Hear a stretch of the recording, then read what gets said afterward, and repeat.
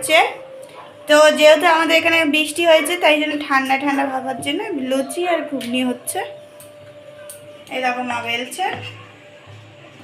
সরে যাবো ওই ঘুগনিটা রাখো, মটরটা কাটলে চলে এই যে ঘুগনি। এই যে দেখো,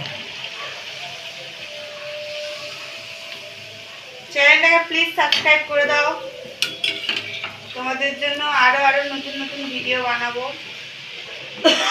এই দেখো ফুলকপি তুলেছি।